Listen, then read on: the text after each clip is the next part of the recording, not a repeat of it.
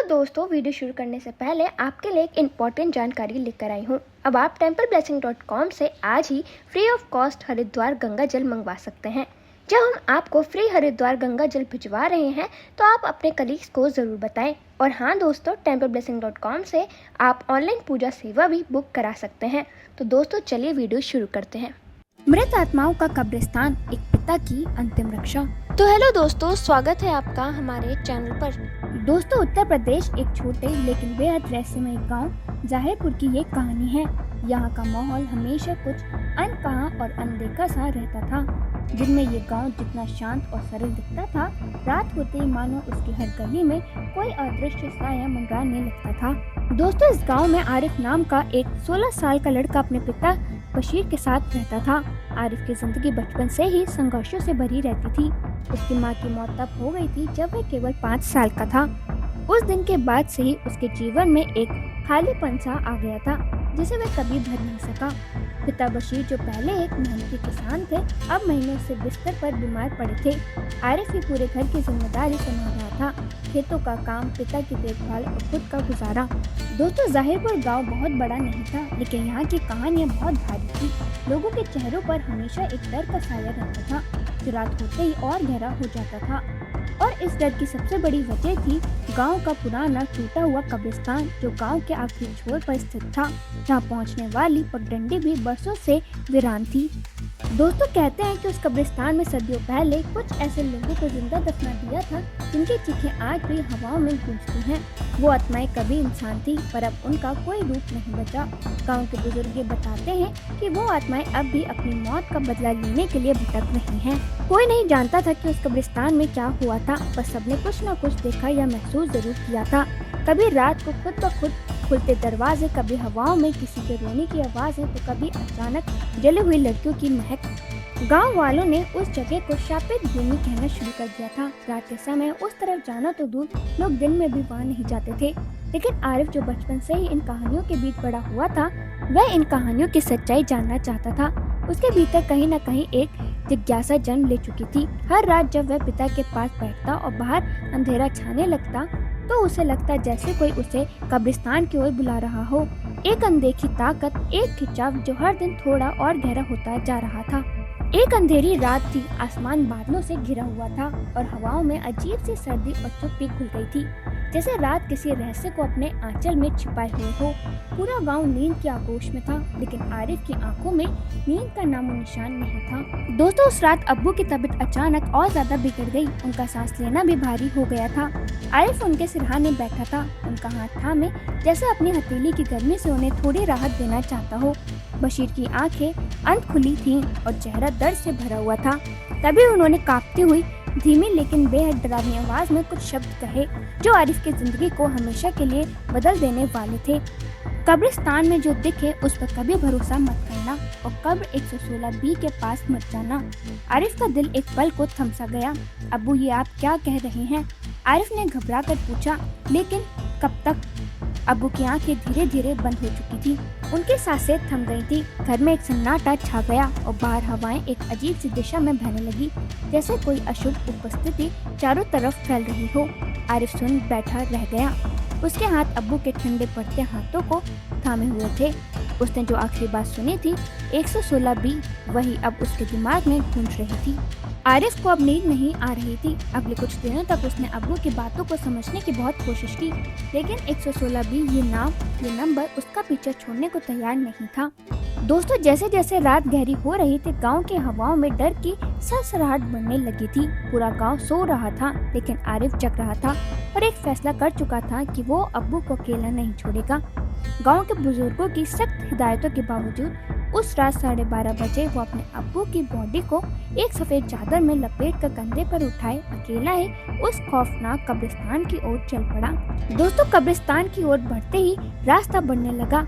पगडंडी, जो दिन में साफ दिखती थी, अब किसी भूल भुलैया जैसी लग रही थी। चारों तरफ बस रहस्य, अंधेरा और ठंडी कांपती हवा, जिसमें कुछ था, कुछ जिंदा, कुछ अधूरा और कुछ बहुत क्रूर।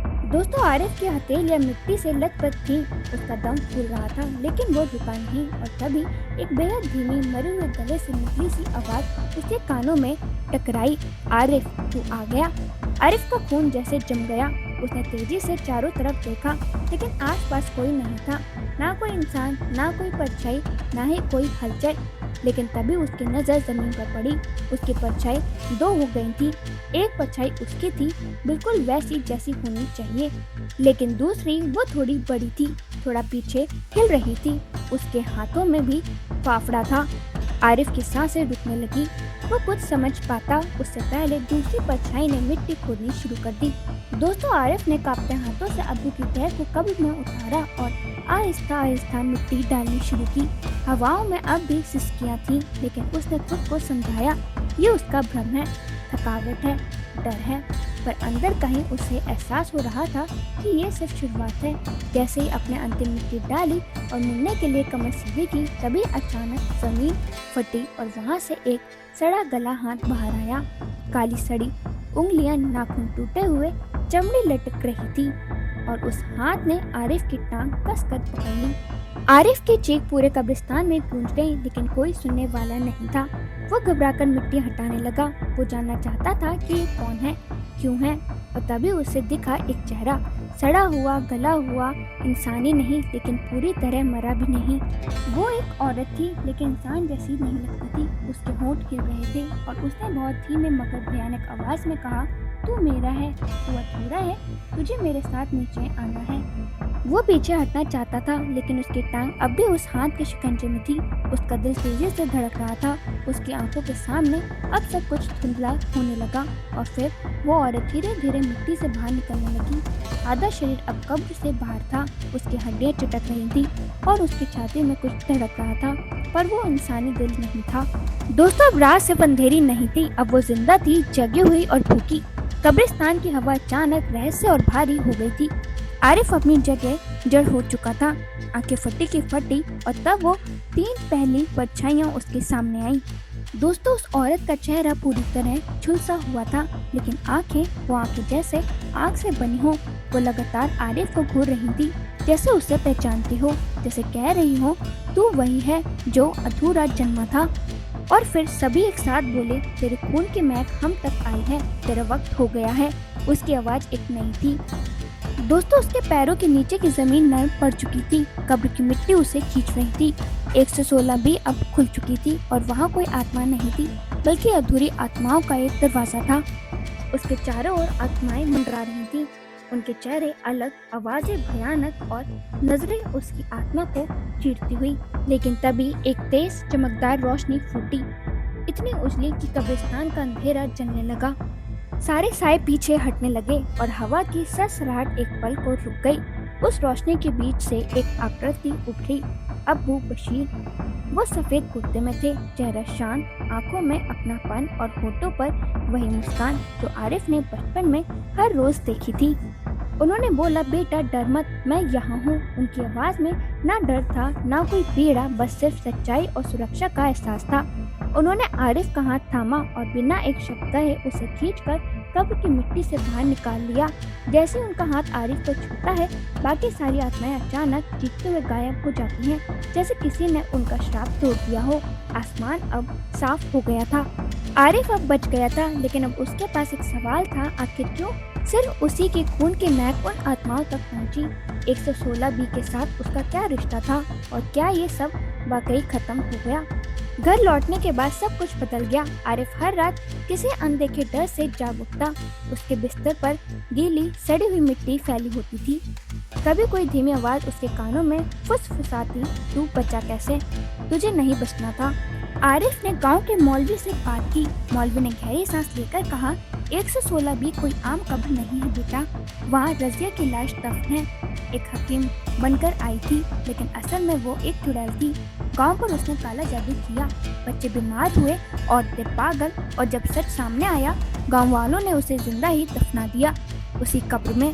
मौलवी की आवाज और भारी हो गई। उन्होंने कहा, रजिया की आत्मा आज तक नहीं मरी, हर साल वो किसी को अपने साथ ले जाती है, तो उस रात बच गया। ये इत्तेफाक नहीं था, उसे तेरे खून की महक मिल चुकी है और अब वो जरूर लौटेगी। आरिफ सिहर उठा। उसे समझ आ गया था कहानी अभी खत्म नहीं हुई, असली डर तो अब शुरू हुआ है। एक रात अचानक लाइट चली गई और कमरा अंधेरे में डूब गया। दरवाजा खुद ब खुद खुला और एक काली परछाई अंदर आ गई। ठंडी हवा के साथ फुसफुसाहट गूंजी, तेरा अब्बू तुझे हर बार नहीं बचा पाएगा। दीवार पर लाल स्याही से लिखा था, तेरा इंतजार अब खत्म हुआ। औरत सामने खड़ी थी, जला हुआ चेहरा, खून से सने बाल और मुंह से निकलते कांच के टुकड़े। हर रात जब वहाँ हवा चलती है, वो पुरानी दीवार कांपती है, जैसे कोई फिर बाहर आने की कोशिश कर रहा हो और शायद अगली आत्मा कोई और हो। तो दोस्तों, वीडियो खत्म करने से पहले मैं आपको बता दूं, आपके लिए एक इम्पॉर्टेंट जानकारी लेकर आई हूँ। अब आप templeblessing.com से आज ही free of cost Haridwar Ganga जल मंगवा सकते हैं। जब हम आपको फ्री हरिद्वार गंगा जल भिजवा रहे हैं तो आप अपने कलीग्स को ज़रूर बताएं। और हाँ दोस्तों, templeblessing.com से आप ऑनलाइन पूजा सेवा भी बुक करा सकते हैं।